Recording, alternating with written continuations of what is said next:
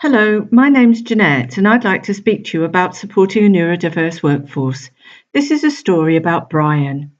Prior to being promoted to a senior management role 6 months ago, Brian was a marketing executive, and his day-to-day work enabled him to use his creative thinking skills and excellent communication skills to liaise with customers.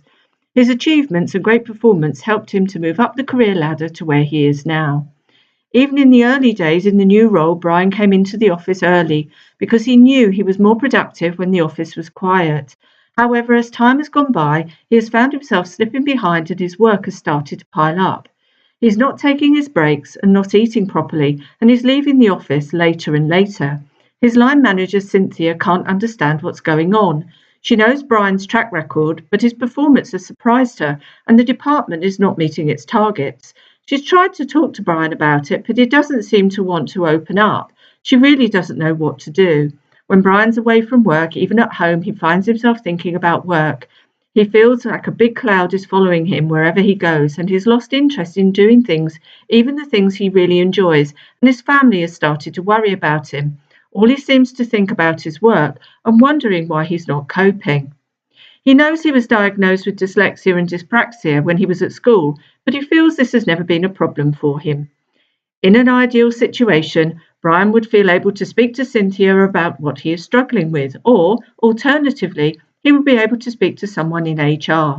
The organisation should have a recognised process of support which any member of staff can access if they need to, so everyone gets treated exactly the same. But Brian is worried and he really doesn't know who to turn to because he doesn't know what support would be available to him and he doesn't know where to access this. He doesn't want people to think he is stupid and he doesn't want this to go on his work record to risk it affecting his future career. He decides to search the company website to see if he can find some useful information and discovers that the organisation has Dyslexia Champions, colleagues qualified to provide information to individuals and line managers and signpost to specialist support.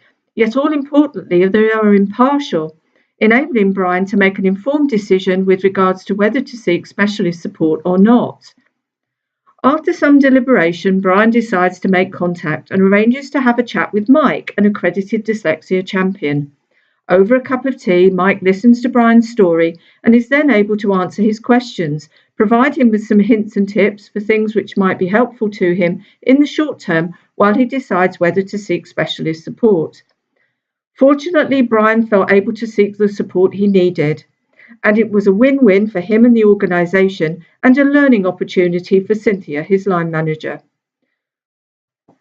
We believe every organisation should have dyslexia champions, somewhere safe to go where people can ask questions if they are struggling with their work tasks, helping these individuals to go on to utilise the great strengths that many of them will have.